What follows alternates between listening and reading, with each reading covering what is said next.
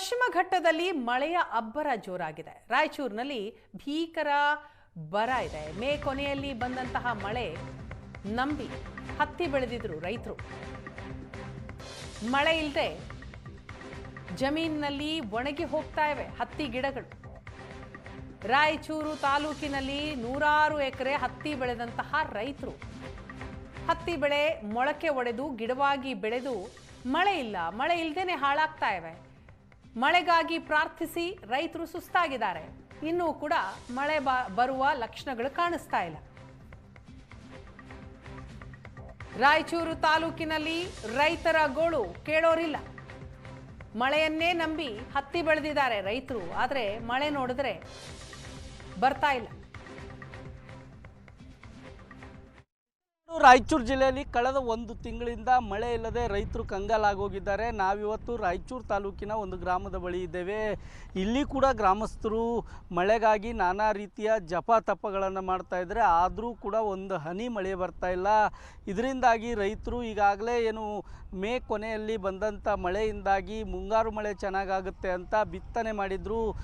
ಹತ್ತಿ ಕೂಡ ಜಮೀನಿನಲ್ಲಿ ನಾಟಿ ಮಾಡಿದರು. ಆದರೆ ಅದು ಯಾವುದು ಕೂಡ ಫಲ ನೀಡದೆ ನೀವು ಕೂಡ ನೋಡ್ತಾ ಇರ್ಬೋದು, ಜಮೀನಲ್ಲಿದ್ದೇವೆ. ಈ ಜಮೀನಲ್ಲಿ ಹತ್ತಿ ಸುಮಾರು ಒಂದು ಅರ್ಧ ಫೀಟಕ್ಕೂ ಅಧಿಕ ಹತ್ತಿ ಬೆಳೆದಿದೆ. ಆದರೆ ಅದು ಸಾಲಾಗಿ ಬೆಳೆದಿಲ್ಲ, ಅಲ್ಲೊಂದು ಮಾತ್ರ ಬೆಳ್ಕೊಂಡಿದೆ. ಇನ್ನುಳಿದ ಕಡೆ 2-3 ಬಾರಿ ಹತ್ತಿ ಬೀಜವನ್ನು ಜಮೀನಿನಲ್ಲಿಟ್ಟಿದ್ದಾರೆ. ಮತ್ತೆ ಮಳೆ ಬರ್ಬೋದು, ಮೊಳಕೆ ಹೊಡಿಬೋದು ಅಂತ ಹತ್ತಿ ಬೀಜವನ್ನು ಇಟ್ಟಿದ್ದಾರೆ. ಆದರೂ ಕೂಡ ಮಳೆ ಬಂದಿಲ್ಲ. ಹಾಗಾಗಿ ಇದ್ದಂಥ ಗಿಡಗಳೇ ಈಗ ಒಣಗಿ ಹೋಗ್ತವೇನೋ ಅನ್ನುವಂಥ ಆತಂಕದಲ್ಲಿ ರೈತರಿದ್ದಾರೆ. ಈ ಕುರಿತಂತೆ ಮಾತಾಡೋಕ್ಕೆ ನನ್ನ ಜೊತೆ ರೈತರಿದ್ದಾರೆ. ಆತಂಕಗೊಂಡಂಥ ರೈತರನ್ನೇ ಮಾತಾಡಿಸ್ತೀನಿ ಅಂತ. ಸರ್, ಏನಾಗ್ತಾ ಇದೆ? ಮಳೆ ಬರ್ತಾ ಇಲ್ವಾ ಅಥವಾ ಏನು ಪ್ರಾಬ್ಲಮ್ ಸರ್?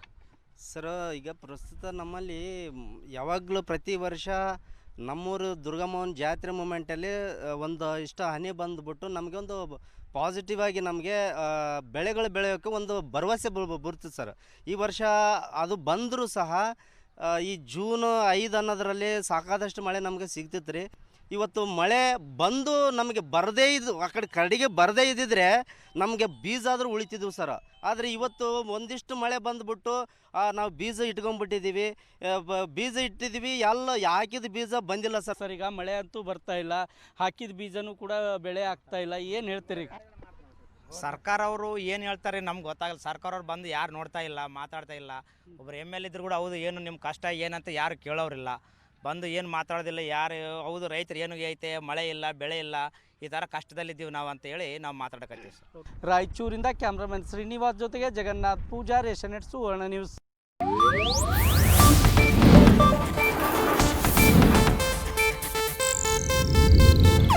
ಇದು ಏಷ್ಯಾನೆಟ್ ನ್ಯೂಸ್ ನೆಟ್ವರ್ಕ್ ಪ್ರಸ್ತುತಿ.